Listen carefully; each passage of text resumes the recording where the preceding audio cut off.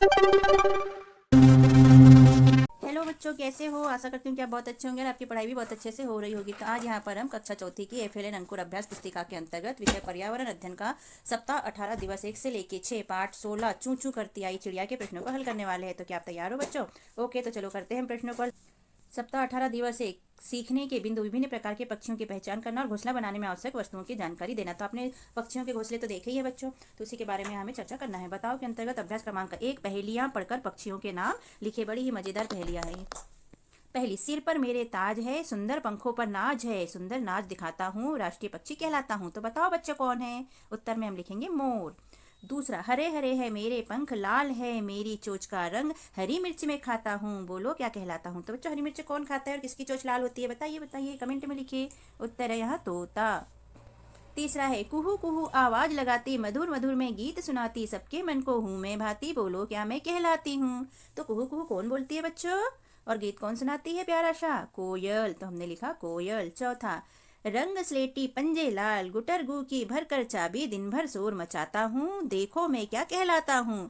तो बच्चों गुटुरगु कौन करता है? जानते हो आप? कबूतर। कबूतर क्या करता है? गुटुरगु गुटुरगु। बनाओ के अंतर्गत अभ्यास क्रमांक 2 उन सामग्रियों की सूची बनाइए जिनका उपयोग पक्षी अपना घोंसला बनाने के लिए करते हैं।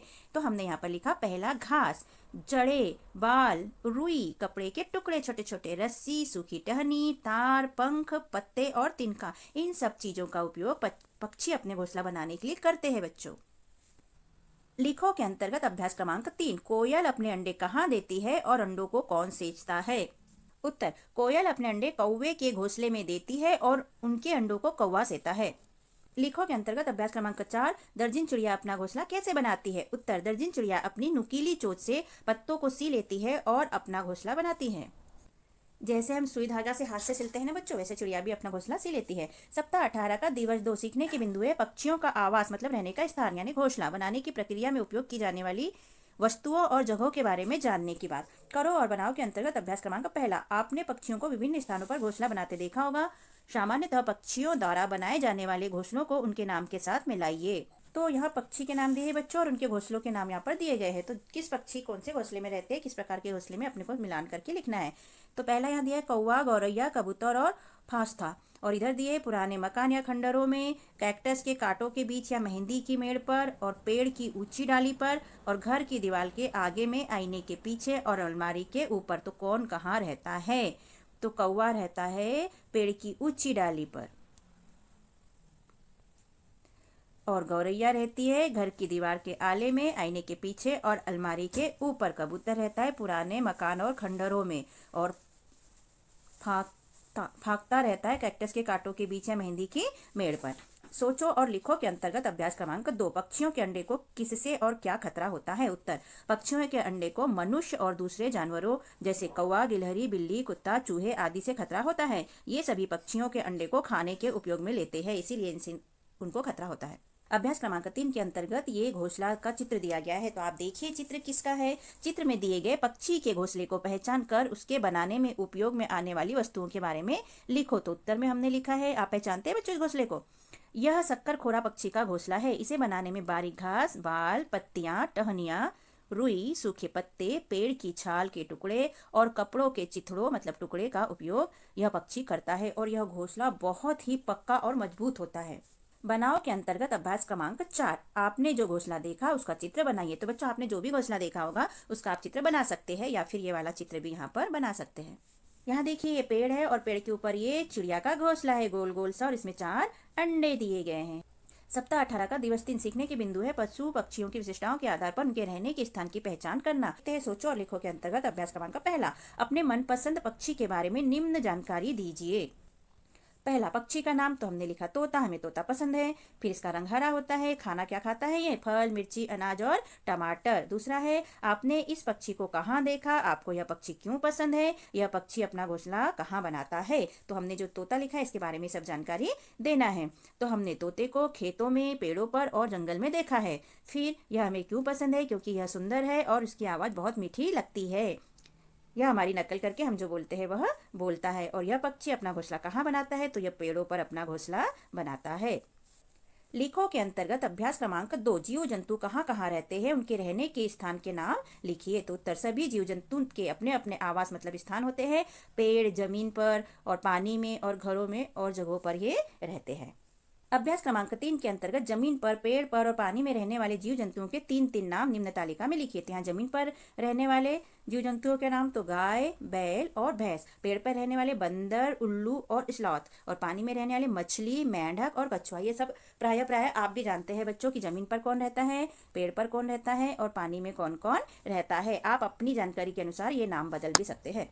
सप्ताह 18 का दिवस 4 सीखने के बिंदु है। इसके अंतर्गत पक्षियों के विभिन्न प्रकार के पंजे एवं उनके कार्य। तो बच्चों, जितने पक्षी होते हैं सभी के अलग अलग कार्य होते हैं, अलग अलग प्रकार के इनके पंजे होते हैं, अलग अलग रहवास होता है मतलब रहने का स्थान होता है, और उनके कार्य भी अलग अलग होते हैं और ये अलग अलग प्रकार का खाना भी खाते हैं। तो देखते हैं यहाँ पर अपने मनपसंद पक्षी के पंजे का बनाने को बोला है। तो हमारा मनपसंद पक्षी है तोते का, तो हमने तोते का पंजा बनाया है क्योंकि ये पेड़ की टहनियों को इससे पकड़ता है।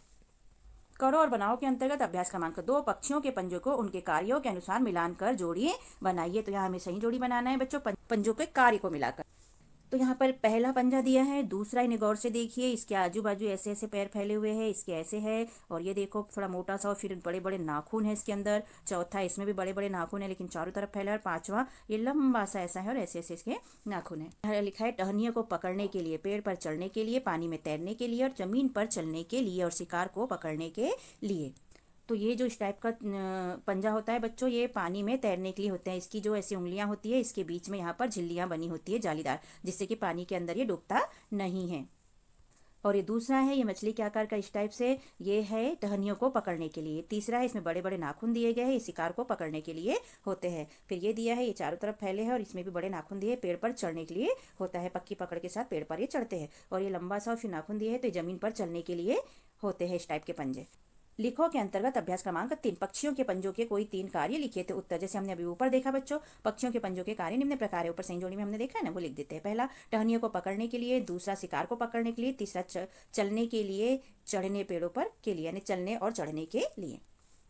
करो के अंतर्गत अभ्यास क्रमांक 4, रिक्त स्थान की पूर्ति करिए। यहाँ पर भरना है हमको नरम, तैरने, शिकार और टहनियाँ। ये 4 में 4 चीजों को हमको भरना है। तो देख लेते हैं हम क्या किसमें भरना है।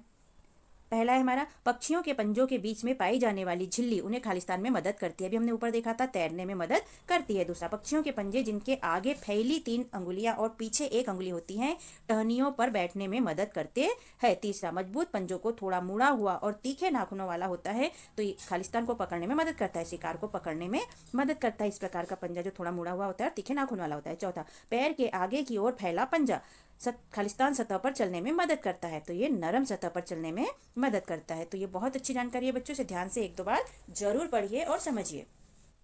सप्ताह 18 का दिवस 5, सीखने के बिंदु है बच्चों, पक्षियों के विभिन्न प्रकार की चोंच एवं उनके कार्य, जीव जंतुओं के दांत एवं उनके कार्य। तो यहाँ चोंच और दांत के बारे में बात करेंगे हम इस दिवस के अंतर्गत। करो के अंदर है अभ्यास क्रमांक 1, नीचे दी गई वर्ग पहली में पक्षियों के नाम पहचान कर गोला लगाकर नाम लिखे।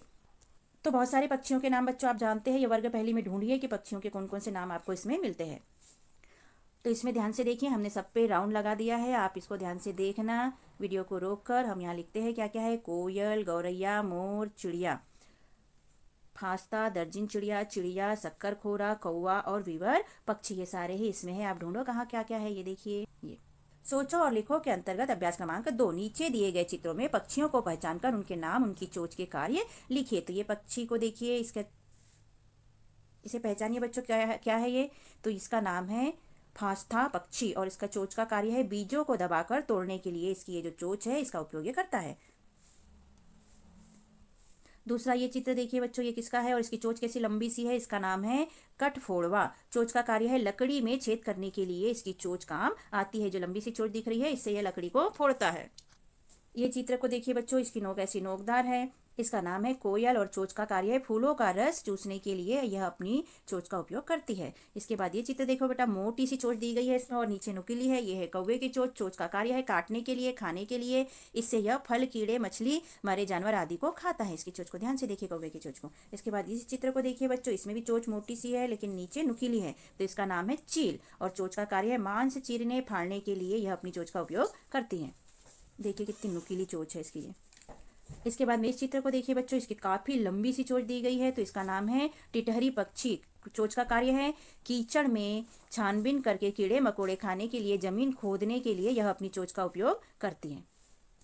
लिखो के अंतर्गत अभ्यास क्रमांक 3, गाय और बिल्ली के दांतों में अंतर लिखिए। तो यहाँ गाय के दांत और यहाँ बिल्ली के दांत। तो गाय के दांत चपटे होते हैं, ये चित्र बना दिया हमने गाय के दांत के। और बिल्ली के दांत नुकीले होते हैं, ये उसका चित्र बना दिया हमने। तो आप भी बना लीजिए।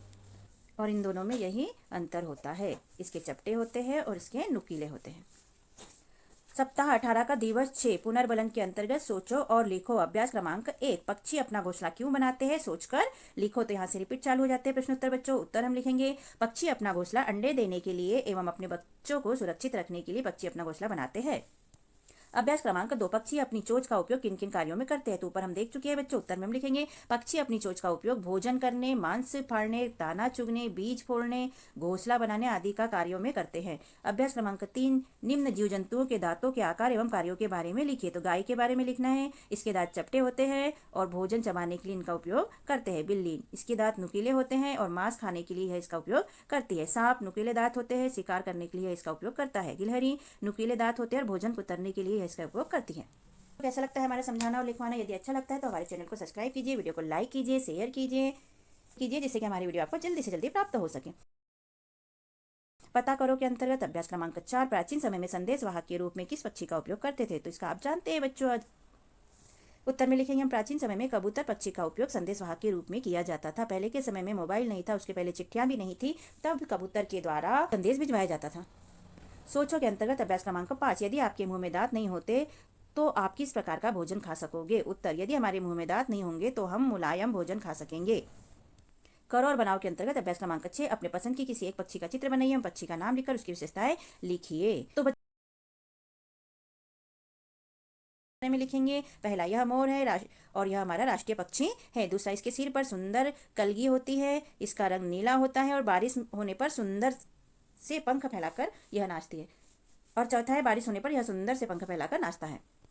तो इसके सिर पर यह देखो बच्चा, ये जो होता है इसको कहते हैं कलगी और इसके प्यारे से पंख होते हैं। बारिश होने पर नहीं ऐसा ऐसा फैलाकर बहुत प्यारा ही नाचती है। तो इस तरह हमारे प्रश्नों को उत्तर लिखकर होते हैं बच्चों कंप्लीट। और आपको कैसा लगा हमारा समझाना और लिखवाना? यदि अच्छा लगा तो हमारे चैनल को सब्सक्राइब कीजिए, लाइक कीजिए, शेयर कीजिए, जिससे कि हमें मोटिवेशन मिलते रहे और हम और वीडियो बनाकर अपलोड करते रहे। हमने अपने चैनल पर कक्षा चौथी के अंकुर अभ्यास पुस्तिका के सभी विषय के वीडियो बनाकर अपलोड किए हैं, जो आप हमारे चैनल पे जाके सब्सक्राइब करके देख सकते हैं। और कक्षा 5वीं की भी सारे विषय की 8 ग्रेड अभ्यास पुस्तिका के प्रश्नों को हमने हल करके यहाँ पर अपने चैनल पे अपलोड किए हैं, जिन्हें आप बच्चों चैनल पे सब्सक्राइब करके देख सकते हैं। तो आप हमारे चैनल को सब्सक्राइब कीजिए बच्चों और वीडियो को लाइक कीजिए, शेयर कीजिए, जिससे कि हमें मोटिवेशन मिलते रहे और हम और वीडियो अपलोड कर सके। Okay, thank you. फिर मिलते हैं अगले वीडियो में। Bye bye.